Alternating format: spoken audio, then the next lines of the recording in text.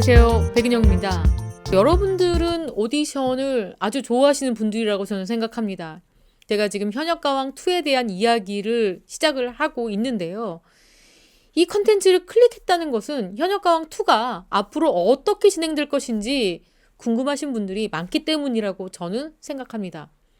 그렇다면 저희는 이 오디션 프로그램을 왜 볼까요, 여러분? 공정성과 형평성과 객관성을 가지고 옥석을 가리는 것에 시청자들이 굉장한 감동과 어떤 서사를 느끼기 때문입니다. 그냥 단순하게 흥미와 재미가 아니죠. 그 안에는 눈물도 담겨 있고요. 환희와 기쁨도 담겨 있고요. 그 사람의 인생사도 담겨 있습니다. 자, 어쨌거나 이 오디션을 통하는 기준이 되는 것, 척도가 되는 것은 바로 공정성과 형평성이죠.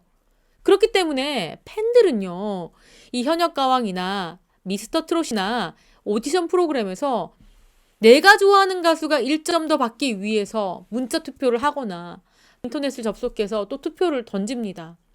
그만큼 한 점이라도 내가 지지하고 좋아하는 가수가 조금 더 높은 점수를 받아서 그 다음 라운드에 진출하는 것을 너무너무 학수고대하기 때문이죠. 그렇기 때문에 모든 오디션에서 정말 가장 중요한 건요, 단순한 재미, 흥미가 아니라 공정성과 엄격한 형평성입니다. 그것이 기반되어야만 그 프로그램은 신뢰받을 수 있고 사랑받을 수 있다라는 겁니다. 기본적으로 그것이 보장되지 않는다면은 시청자들이 외면할 수밖에 없는 상황이죠. 그런 가운데 예선전이 끝났고 현역가왕에서는 갑자기 난데없이 뜬금없이 신유 씨와 박서진 씨를 투입시켰습니다. 투입시키면서 뭐라고 얘기했는지 아십니까, 여러분? 여기 보시면 매기를 투입했다라고 표현을 했습니다. 매기 효과를 노렸다라고 이야기를 했습니다. 제작진이 직접 밝힌 이야기죠. 오는 26일 첫 방송을 앞두고 녹화가 한창인 가운데 제작진이 매기 효과를 노리고 예선 심사도 없이 신유와 박서진을 추가 섭외했다. 자, 이렇게 제작진이 밝혔습니다. 매기 효과. 자, 그러면 신유와 박서진 씨가 매기라면 나머지 가수들은 뭡니까, 여러분? 사전적인 의미로 한번 들어가서 매기 효과가 무엇인지 보시겠습니다. 여기 보시면요, 여러분, 매기 효과 보이시죠? 매기 효과는요, 미꾸라지가 연못에 매기를 풀어놓으면 미꾸라지들이 메기에게 잡히지 않기 위해서 더 많이 먹고 더 열심히 헤엄치기 때문에 더욱 건강해진다. 즉, 강력한 경쟁자가 있을 때 자극을 받아서 경쟁력이 높아진다라는 이론이라고 합니다. 자, 이 말이요, 얼마나 제작진들이 급급하게 지어낸 이야기인지. 신유 씨와 박서진 씨가 매기면 너무나 강력한 경쟁자입니다. 다코스라는 얘기죠. 그렇다면 나머지 34명에서 4명이 탈락했으니까 30명은 미꾸라지입니까?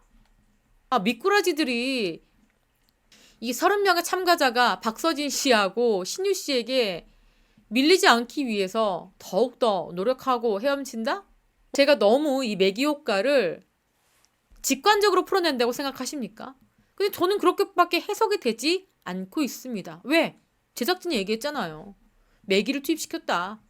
그렇다면은 이미 제작진이요, 이 매기와 미꾸라지를 구분한 거 아닙니까? 그것부터가 잘못된 비유이자 잘못된 선택이라는 거죠. 제작진은요, 정말로 잘못된 진행 방식을 만들었다. 그런 생각은 어디서부터 나오느냐? 시청률 지상주의부터 나오는 겁니다. 자, 공정성이고 형평성이고 나부랭이 다 집어치고 재미만 있으면 되는 거 아니야. 어차피 시청자들은 재밌으면 좋아하잖아. 시청률이 증명할 거야. 자, 왜 이렇게 얘기하냐면요, 현역가왕2 제작진 입장문 전문을 보면요, 뭐라고 얘기하느냐. 현역가왕2 제작진은 시청자들에게 재미를 드리기 위한 프로그램 제작 완성도를 높이는 것에 최선을 다하고 있다. 자, 여기 뭐가 있죠? 재미를 드리기 위한 프로그램 완성도를 높인다. 우리가 오디션을 그냥 재미로 보는 것 아니잖아요, 여러분. 그렇잖아요. 그냥 재밌기 위해서는 다른 거 보면 됩니다. 이와 관련해서 본성 진행 방식 일부가 스포된 건 유감이지만 이미 공평성과 형평성을 감안한 여러 가지 룰들이 마련되어 있습니다.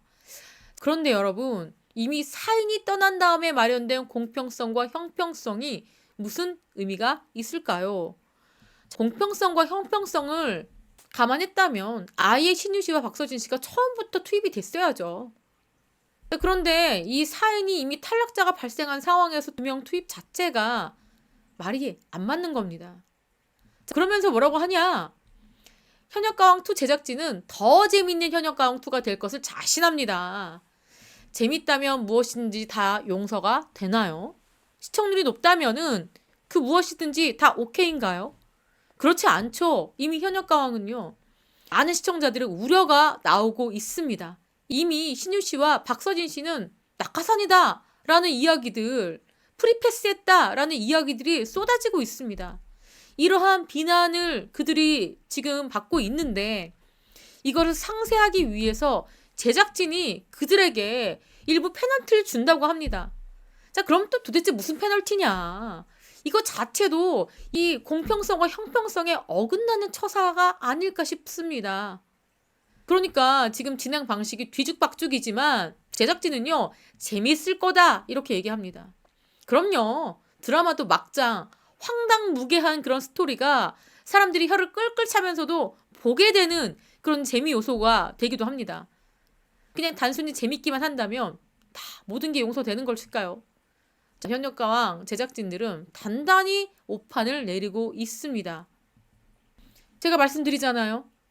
박서진 씨와 신유 씨는요, 왜 중간에 투입됐을까요? 여러분들 잘 아시다시피 두 사람은요, 출연을 고사했습니다. 출연하지 않겠다라고 했는데 제작진이 설득해서 자, 출연을 결정을 했죠. 출연을 결정한 가운데서도 뭐 신나서 흔쾌히 했다고 저는 생각하지 않습니다. 그만큼 서혜진 사단의 이 엄청난 위세와 권력에 좀 어쩔 수 없이 출연한 부분이 저는 있다고 생각합니다. 자, 어차피 지금 현재는요, 서혜진 PD의 사단이 갑이고요. 이 가수들이 의리된 입장이기 때문에 앞으로 관계 때문이라도 어쩔 수 없이 출연한 것이 아닐까 싶은 생각이 드는 겁니다. 자, 이렇게 가수들의 출연, 그리고 살아남은 30명의 가수들도 상당히 불만족스럽고 뭔가 의심스럽지만 어차피 지금 출발선상에서 뛰어가고 있고요. 지금 뛰어가는 입장에서 전력 질주를 해야 되는 입장이기 때문에 중간 하차는 없이 이들은 종착점을 향해서 뛰어갈 겁니다. 그 과정에서 제작진이 마련한 허들 굉장히 높고 또 각기 다른 불리한 상황, 여건이 있을 수밖에 없는 그런 상황도 있을 겁니다. 그렇기 때문에 이 가수들은 불안한 마음을 안으면서도 달려갈 수밖에 없는 상황이고 현역가왕은요. 아마 방송을 보고 확인하셔라 재밌습니다 라는 이야기만 반복하고 있는 상황입니다. 하지만 많은 언론들은 이렇게 표현합니다. 아무리 제작진이 이렇게 공평한 룰을 만들었다라고 하지만 과연 시청자들이 이를 잘 납득할 수 있을까?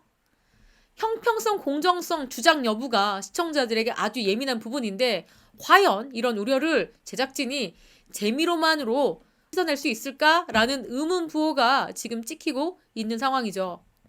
정말 뜻하지 않게 비난에 휩싸인 두 사람.